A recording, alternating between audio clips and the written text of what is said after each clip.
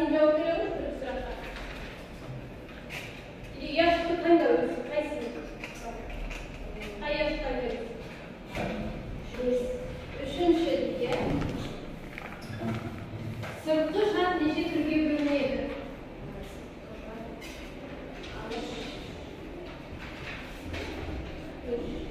Дұрыс. Келесі сұраққа жауап береді Алтынбек.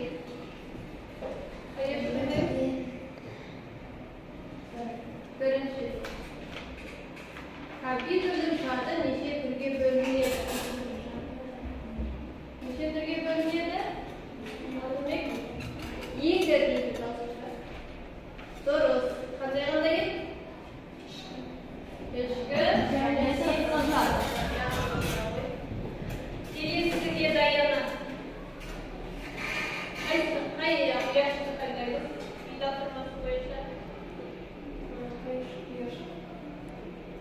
Екінші, төртінші, бесінші қалды. Қай яшықты таңдаймыз? Мына жерде тұрмыз. Мына жерде сақталған алған ақпараттың өлшемдігі, ақпарат негізі бұрылған.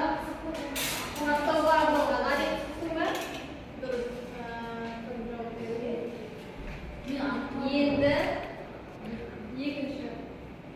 Жедел есте сақтау құрылғысы айтамын. А. Компьютерлік есептеуге арналған құрылғы. Дұрыс. Енді қалды. Аял. Еш жады қандай құрылғы? Ішкі, сыртқы, жедел есте сақтау, маңызды сақтау. Сыртқы. Дұрыс. Енді соңғы сұрақ қалды бізде. Компьютерлік жад неше түрге бөлінеді? Екіге. Жақсы.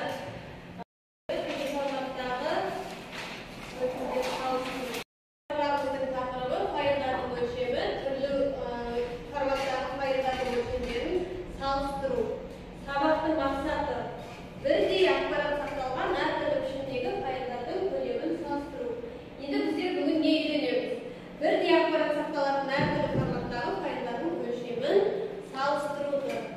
Ойлан, бұна сұраққа жауап берейікші. Қалай ойлайсыңдар, компьютерде жазылған деректер неге бір-бірімен араласып кетпейді? Не себепті бір-бірімен араласпайды компьютерлердегі деректер? Олар жеке-жеке сақталады. Қандай айтамыз? Олар жеке-жеке сақталады, алынасы, тағы неге байланысты? Дұрыс. Әртүрлі файлдарда сақталады. Дұрыс.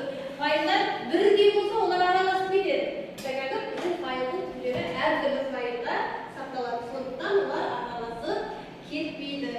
Енді бүгінгі біздегі түйін сөзіміз файлдардың өлшемі және файлдардың форматы туралы өтеміз. Осы үш тілдегіні қазір дәптерімізге жазып алайық.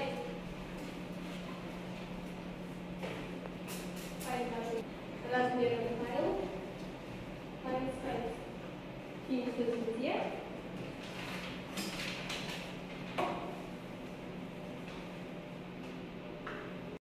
Файлды ашу үшін қолданылатын компьютерлік программа көрсетеді.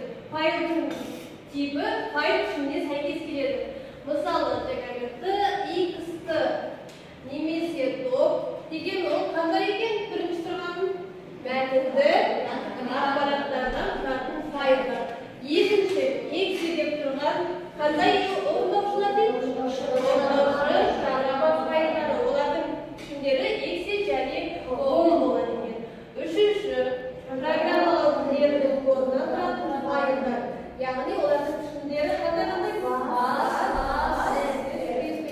Келесі, файл графикалық ақпараттардан тұратын файлдардың. Бұл пішімдер бізге таныс па?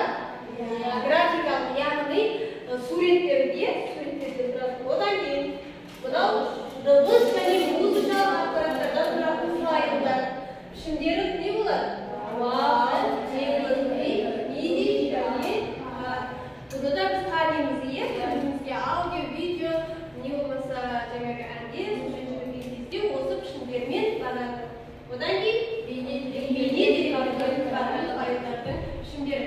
Яғни біз енді файлдарды бір-бірден ажырата алатын болдық па? Мәтін,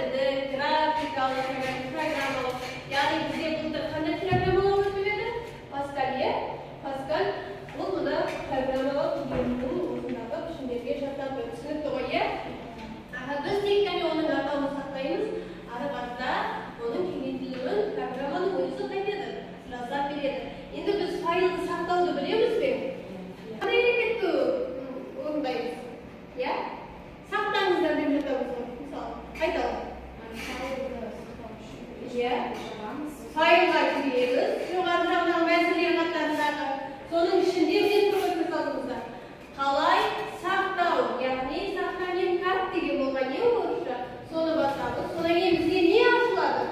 Мынандай терезе ашылады. Осы терезенің ішінде өздеріңіздің сақтайтын мысалы қапшықтарыңыз болады. Не болмаса, менің құжаттарым мына жерге жаза саласыздар, мен атауына жазасыздар, ол жердегі мобилетив файлы, яғни кеңейтімі өзі жазылады. Атауын жазасыздар, нені басасыздар? Сақтауды басасыздар. Мысалы, сіздер жаңағы өздеріңіздің қапшықтарыңызды таңдамасаңыздар, оның барлығы мои документы деген бар ма? Менің құжаттарым. Соның ішінде сақталып қалады. Түсінікті ма?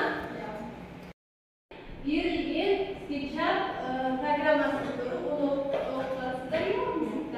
Сол программаның несі ашылып тұр бізде? Яғни, оң жақ мәзірін басамыз, кестелген файлдың оң жақ мәзірін басқанда мынадай контексттік мәзір қайтеді? Ашылады. Осының ішінде, осы жаңағы программа туралы біз білгіміз келсе, свойства деген не нәрсе? Оның қасиеті, қасиетіне барып басасыздар. Қасиетіне басқан кезде мынандай бізде терезе ашылады. Көрдіңіздер ма? Мынау қандай терезенікі? Қай файлдың терезесі? Мынау қай файлдың терезесіне көрсетті? Біріншісі доп, яғни мәтінді редактор. Екіншісі графикалық ба? Бұл презентация жасайтын жаңағыге PowerPoint-тың несі ашылып тұр бізде? Қасиеттері ашылып тұр. Осы жерде қасиеттеріне көреміз. Енді біздер бүгін файлдың өлшемі дедік. Түсінікті ма? Осы өлшемді қай жерден көреді екенбіздер? Қараңыз. Яғни, мына жерде размер деп тұрады. Өлшемі көрдіңіздер ме? Екі жақта да ашылып тұрған кезде. Мына жерде екі мәтінді құжатта жазылған файлдар тұр. Осы файлдың размері біріншісінде 28-де 9 мегабайт екен. Білеміз ғой өлшем бірліктерде. Ол байтпен 30.351.350 байтқа тең екен. Екіншісінің өлшем бірлігі қанша? Көріп тұрмыз сізге 26-да 6 мегабайт. Ол дегеніміз 27 миллион. Microsoft Office'ның жаңағы немесі PowerPoint-ке екіншісі қарай графикалық, графикалық екеуінің графикалық файлдарды салыстырып суреттейміз. Енді осы файлдармен біздер қандай іс-әрекеттер орындай алады екенбіз? Файлдарды көшіруге бола ма? Болады. Яғни осының көшірмесі қайда болады? Көшіру кезінде. Одан кейін орын ауыстыруға бола ма? Файл дискідегі орын сақтайды, файл жүйесіндегі мекен жайы қайтеді, өзгереді екен. Одан кейін өшіруге бола ма файлдар? Өшкен файлдардың барлығы қайда барады? Салыстырыңыздар десе, қандай әрекетті жасайтын болдық? Өлшемдерді салыстыру үшін қандай әрекет жасаймыз? Зере, айтшы. Қандай өлшемдерді? Қай әрекеттер жасаймыз? Файлда барамыз, оң жақ батырманы басып, ашылған мәзірден свойства қасиеттерін басамыз.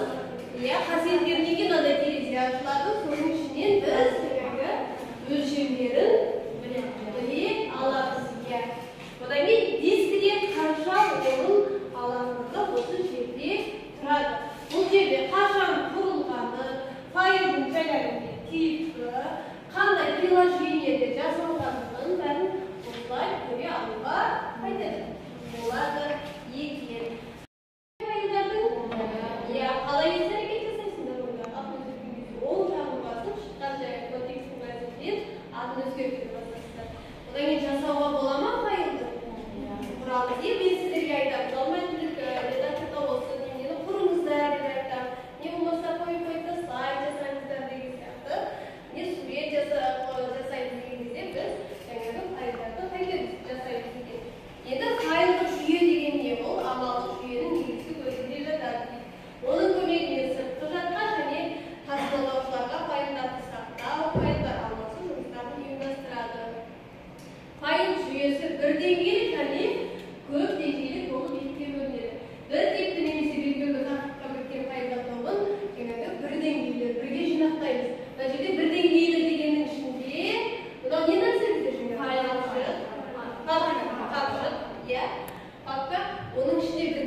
қандай файлдар тұр?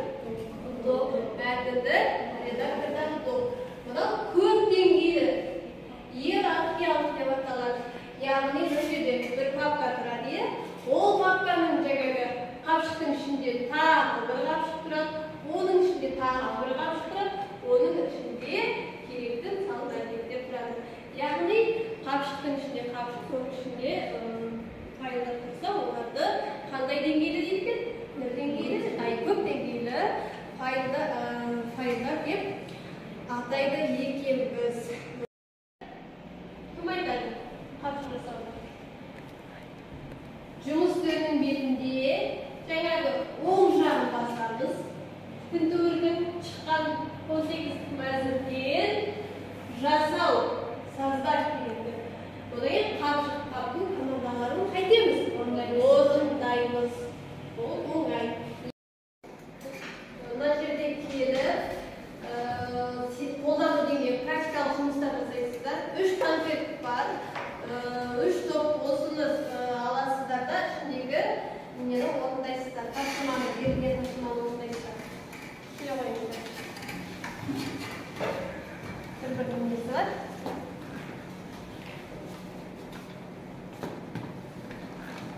Ішін аша қой, ішінде енді неме бар. Тапсырма бар. Оқиғыз. Қандай тапсырма? Графикалық файлмен оны компьютерде отырамыз. Жаңағы графикалық файл мен аудио файлды тауып аласыздар. Компьютердің ішінен, содан кейін соның өлшемдерін салыстырасыздар. Міне мына қатарда отырған. Ал сіздерде қандай тапсырма? Менің компьютерім болмаса, менің құжаттарым болмасының файлдық өлшемін тексеру.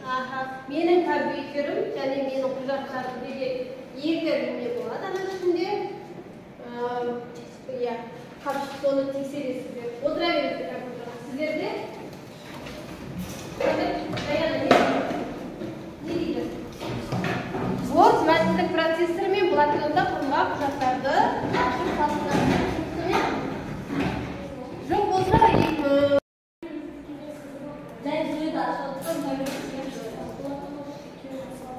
салыстырдың ба? Блокнотқа кеп қалды ғой, е?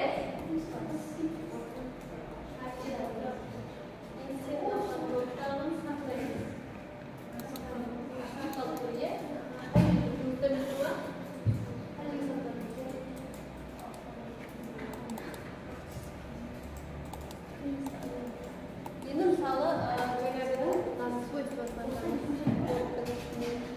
енді сақтаған